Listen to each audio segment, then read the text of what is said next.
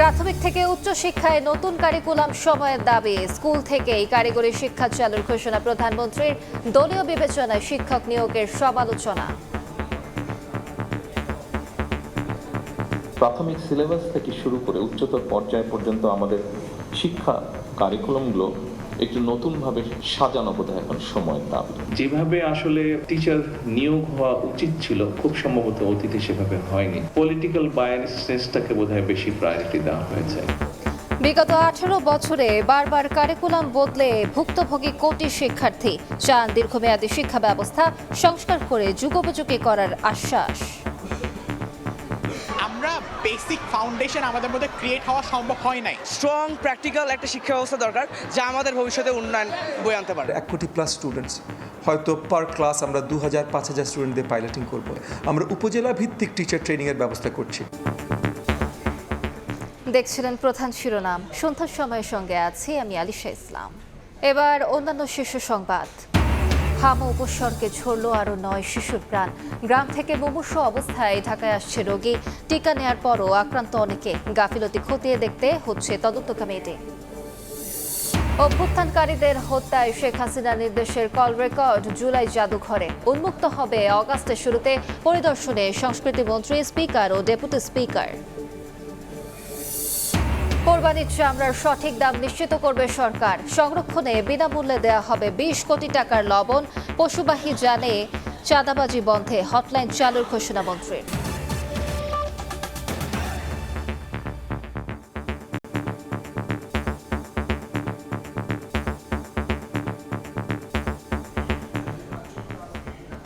প্রাথমিক থেকে উচ্চতর পর্যন্ত নতুন করে কারিকুলাম সাজানো সময়ের দাবি বলে জানিয়েছেন প্রধানমন্ত্রী। ঢাকা বিশ্ববিদ্যালয়ে উচ্চশিক্ষা বিষয়ক কর্মশালায় তারেক রহমান বলেন, স্কুল থেকেই বাধ্যতামূলক করা হবে কারিগরি শিক্ষা। পরে শিক্ষার্থীদের সঙ্গে মতবিনিময়ে সরকার প্রধান বলেন, দেশের রাজনৈতিক পরিস্থিতি স্থিতিশীল না হলে কোনো কিছু টেকসই হয় না। বিশ্ববিদ্যালয়ের রাজনৈতিক বিবেচনায় শিক্ষক নিয়োগের সমালোচনাও করেন প্রধানমন্ত্রী। নতুন বাংলাদেশ গঠনে নানা কাজে ব্যস্ততার মধ্যেই প্রধানমন্ত্রী হিসেবে প্রথমবার ঢাকা বিশ্ববিদ্যালয়ে তারেক রহমান। সরকারের নানা পদক্ষেপের কথা তুলে ধরার পাশাপাশি প্রতিষ্ঠানটির শিক্ষার্থীদের বিভিন্ন প্রশ্নের উত্তর দেন সরকার প্রধান। অধ্যাপক মোজাফফর আহমদ চৌধুরী অডিটোরিয়ামে এক প্রশ্নের জবাবে প্রধানমন্ত্রী বলেন, দেশের রাজনৈতিক স্থিতিশীলতা না এলে টেকসই কোনো কিছু গড়ে উঠবে না। সকল কিছু যদি আমাদেরকে আস্তে আস্তে ধীরে ধীরে তৈরি করতে হয়, আমাদেরকে দেশে কিন্তু একটি স্থিতিশীল পরিবেশ লাগবে। আমরা যদি দেশের রাজনৈতিক পরিস্থিতি স্থিতিশীল না রাখতে পারি, তাহলে কিন্তু আমরা কোনো কিছুই তৈরি করতে পারবো না। প্রত্যেক স্টুডেন্টের একটা বড় কিন্তু ভূমিকা আছে। রাজনীতিকে সংসদে যেতে হবে।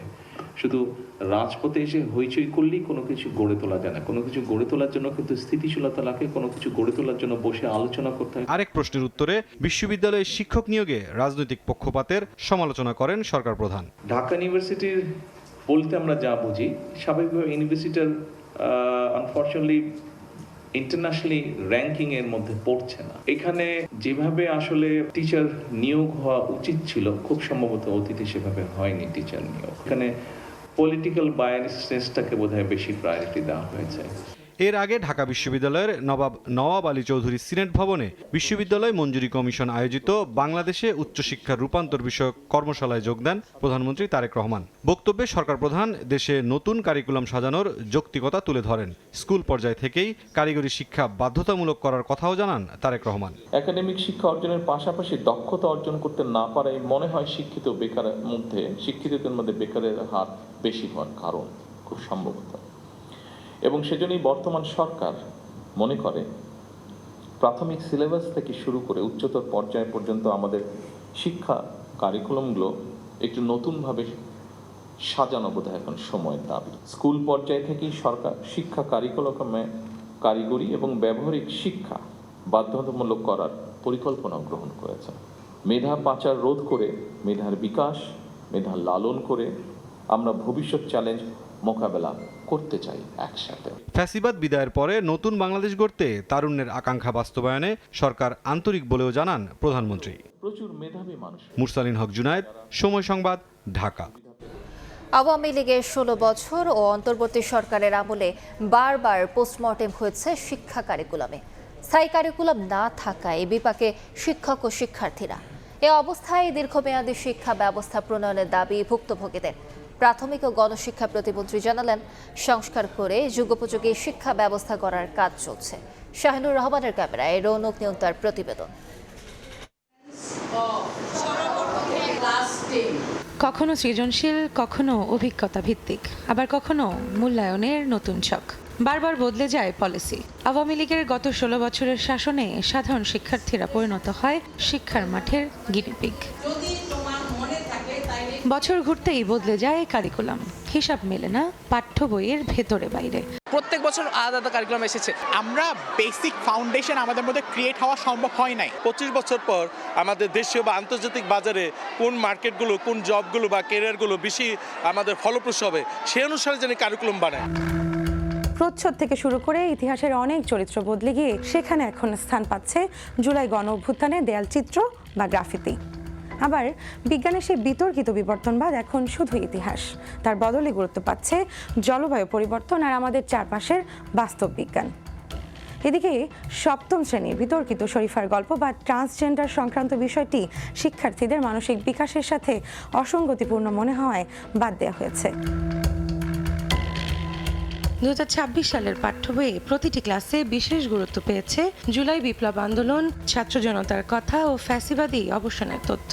ইতিহাস ও বাংলায় ছাত্র জনতার গণ অভ্যুত্থান ও 1990-এর গণ অভ্যুত্থানের কথা তুলে ধরা হয়েছে। এছাড়া পঞ্চম শ্রেণীর গণিত বইয়ে শেখার পদ্ধতিকে আরও আধুনিক ও মুখস্থ নির্ভরতা কমিয়ে বাস্তব জীবনের সমস্যা সমাধানে জোর দেওয়া হয়েছে। আওয়ামী লীগ আমল থেকে অন্তর্বর্তীকালীন সরকার শিক্ষা ব্যবস্থাকে পাঠানো হয়েছে লাইফ সাপোর্টে। ফের নতুন পাঠ্যপুস্তক নিয়ে ব্যস্ত এনসিটিবির কর্মকর্তারা। পয়লা নম্বর 26 থেকে পাণ্ডুলিপি প্রণয়নের কাজ শুরু করব এবং এটাও আমরা আশা করছি যে 15 জনের মধ্যে আমরা আমাদের যে প্রিন্টিংয়ের যে কাজটা সেটা শুরু করব। আশার বাণী শোনালেন নতুন সরকারের প্রাথমিক ও গণশিক্ষা প্রতিমন্ত্রী। জানালেন, বিশ্বমানের শিক্ষার সাথে তাল মেলাতেই করা হচ্ছে নতুন শিক্ষানীতি। যেহেতু আমাদের 1 কোটি প্লাস স্টুডেন্টস, হয়তো পার ক্লাস আমরা 2000-5000 স্টুডেন্ট দিয়ে পাইলটিং করব, 6 মাসের পাইলটিং করব। 6 মাসের পাইলটিংয়ের পর ভুল ত্রুটিগুলো ধরে তারপর এটা মাস স্কেলে যাবে। আমাদের পিটিআইগুলোতে ওই কারিকুলাম ভিত্তিক ট্রেনিংয়ের প্রোগ্রাম শুরু করে দেব। বিশেষজ্ঞদের মতে দক্ষ জনবল আর পর্যাপ্ত প্রস্তুতি ছাড়া এমন আমূল পরিবর্তন সম্ভব না। শিক্ষাক্রমের আলোকে কারিকুলামের ভিতরে দেখে পরিমার্জনের জায়গাটা ঠিক করতে পারেন যে এই জায়গায় আমার পরিবর্তন হতে হবে, সেটা আপনি আইডেন্টিফাই করে রাখেন। বিশ্লেষক, শিক্ষক বা শিক্ষার্থী সবাই এক বাক্যে বলছেন, শিক্ষা ব্যবস্থা কোনো রাজনৈতিক ল্যাবরেটরি নয়। শিক্ষা খাতের এই সংকট কি কাটবে সচিবালয়ের আশ্বাসে, নাকি এনসিটিবির বিশেষজ্ঞহীন আমলাতান্ত্রিক জটে আটকে থাকবে ভবিষ্যৎ? এই প্রশ্ন এখন কোটি শিক্ষার্থীর। খামখেয়ালি আর ভুল শুধরে শেষ পর্যন্ত শিক্ষা খাত কি পেশাদারিত্বের পথে ফিরবে? রৌনক নিয়ন্তা, সময় সংবাদ, ঢাকা। হামা উপসর্গে ছড়ল আরও 9 শিশু প্রাণ। হাসপাতালে ভর্তি প্রায় 1200। গ্রাম থেকে আশঙ্কাজনক অবস্থায় রাজধানীতে আসছে রোগী। স্বাস্থ্য মন্ত্রণালয়ের কাছে ডাক্তার, নার্স ও লজিস্টিক সাপোর্ট চেয়েছে রাজধানীর ডিএনসিসি হাসপাতাল। চিকিৎসকরা বলছেন, টিকার কার্যকারিতা শুরুর আগে সংক্রমণ রোধ সম্ভব নয়। এদিকে হামের টিকা দেয়া এই গাফিলতি খুঁজতে আন্তর্জাতিক বিশেষজ্ঞদের নিয়ে তদন্ত কমিটি হচ্ছে বলে জানিয়েছেন প্রধানমন্ত্রীর তথ্য উপদেষ্টা। পাশাপাশি 2 বেডে 2 শিশু, দুজনেই হামে আক্রান্ত। আরেকজন একই রোগে ভুগছেন বাসায়। একসঙ্গে 3 সন্তানের অসুস্থতায় দিশেহারা ফয়সাল দম্পতি।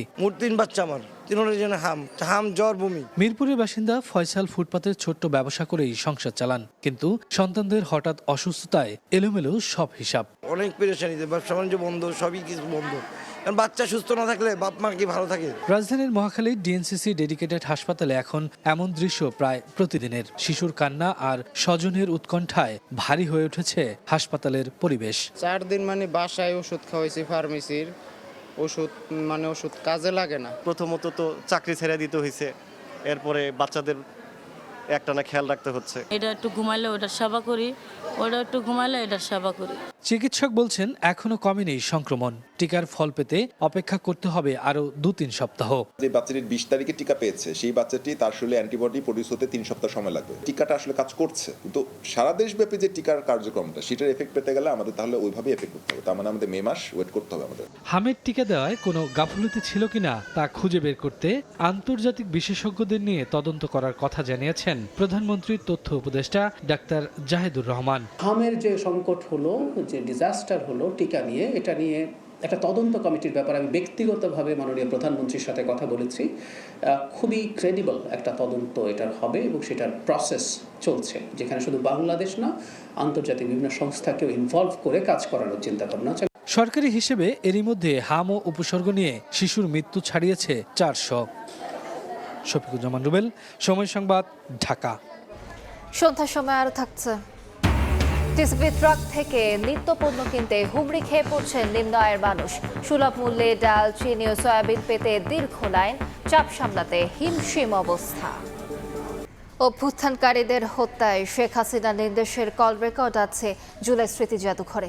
সর্বসাধারণের জন্য জাদুঘরটি খুলে দেওয়া হবে জুলাইয়ের শেষে বা 1 আগস্ট।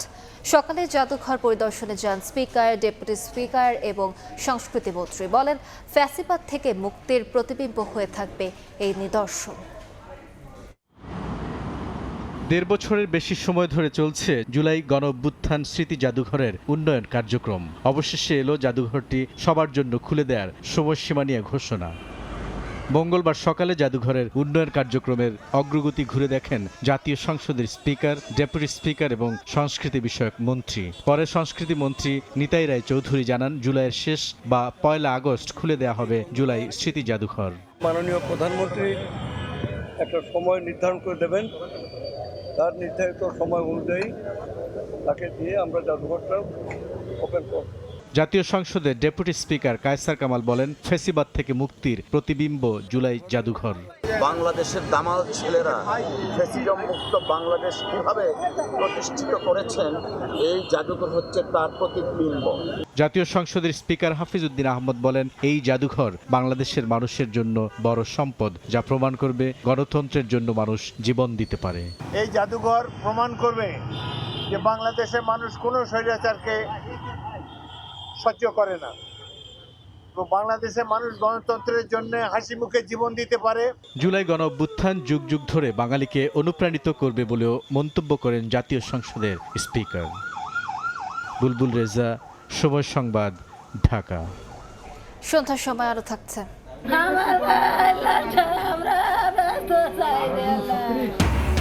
লেবাননে ইসরায়েলি ড্রোন হামলায় নিহত 2 বাংলাদেশের বাড়িতে আহাজারি। প্রিয়জন হারিয়ে দিশেহারা পরিবারের সদস্যরা। মরদেহ দেশে পাঠাতে কার্যক্রম শুরু দূতাবাসের। কোরবানির চামড়ার সঠিক দাম নিশ্চিত করবে সরকার। চামড়া সংরক্ষণে ব্যবসায়ীদের বিনামূল্যে দেয়া হবে 20 কোটি টাকার লবণ। সচিবালয়ে বৈঠক শেষে স্বরাষ্ট্রমন্ত্রী আরও জানান, পশুবাহী গাড়িতে চাঁদাবাজি বন্ধে চালু হচ্ছে হটলাইন। প্রতিবছর ঈদুল আজহায় কুরবানির পশুর চামড়া সংরক্ষণে দেখা দেয় লবণ সংকট। কখনো দাম বাড়ে, আবার কখনো সরবরাহ সংকট সৃষ্টি হয়। সেই পরিস্থিতি উত্তরণে এবার উদ্যোগ নিয়েছে সরকার এবং দুর্ঘটনা হ্রাসের জন্য। মঙ্গলবার দুপুরে আইনশৃঙ্খলা পরিস্থিতি, কুরবানির পশুর হাটের নিরাপত্তা ও সার্বিক প্রস্তুতি নিয়ে সভা শেষে সাংবাদিকদের ব্রিফ করেন স্বরাষ্ট্রমন্ত্রী। বলেন, ঈদকে কেন্দ্র করে যেন অসাধু চক্র লবণের বাজার অস্থিতিশীল করতে না পারে সে বিষয়ে সরকার সতর্ক রয়েছে। চামড়া সংরক্ষণে এবার বিনামূল্যে লবণ সরবরাহ করবে সরকার। মাননীয় প্রধানমন্ত্রী 20 কোটি টাকা অনুমোদন করেছেন বিনামূল্যে গ্রাম পর্যায়ে, উপজেলা, শহর সমস্ত পর্যায়ে যাতে লবণ সরবরাহ করা যায় চামড়া সংরক্ষণের জন্য, এবং সাথে সাথে তাদের যেটা মোটিভেশনাল ওয়ার্ক, যেটা প্রচারণা করবে, সেটার দায়িত্ব স্থানীয় প্রশাসনকে দেওয়া হয়েছে। কুরবানির পশুর হাটে চাঁদাবাজি ও অতিরিক্ত ইজারা আদায় বন্ধে কঠোর ব্যবস্থা নেওয়া হবে জানিয়ে মন্ত্রী বলেন, চাঁদাবাজির অভিযোগ জানাতে চালু করা হবে হটলাইন নম্বর। পুলিশ হেডকোয়ার্টারে একটা মনিটরিং সেল কার্যকর করা হয়েছে, সেটা কার্যকর থাকবে ঈদের আগের 7 দিন এবং ঈদের পরে 7 দিন। সংশ্লিষ্ট সকল ডিপার্টমেন্টের হটলাইনগুলো চালু থাকবে, সেগুলো রেজলিউশন আকারে যাচ্ছে, পত্রিকায় যাবে। সিটি কর্পোরেশনে কাদের কয়টা পশুরহাটের ইজারা দিয়েছে সেটা তালিকা আছে। এদিকে সীমান্ত পরিস্থিতি সরকার পর্যবেক্ষণ করছে জানিয়ে স্বরাষ্ট্রমন্ত্রী বলেন, সীমান্তে কাঁটাতারের বেড়া নির্মাণের বিষয়ে ভারতের সঙ্গে কূটনৈতিক আলোচনার মাধ্যমেই সিদ্ধান্ত নেওয়া হবে। কাঁটাতারের বেড়া যদি ভারতীয় সীমানার মধ্যে। আলতাফ হোসাইন, সময় সংবাদ, ঢাকা। মূল্যস্ফীতির চাপ পড়েছে টিসিবির পণ্য কিনতে। ট্রাক সেলে হুমড়ি খেয়ে পড়ছেন নিম্ন আয়ের মানুষ। ঘটছে একাধিক পণ্য নেয়ার ঘটনাও। ডিলাররা বলছেন প্রতি ট্রাকে 400 মানুষকে পণ্য দিতে পারছেন তারা। চাপ সামলাতে পণ্যের পরিমাণ বাড়ানোর পাশাপাশি প্রশাসনিক সহায়তার দাবি তাদের।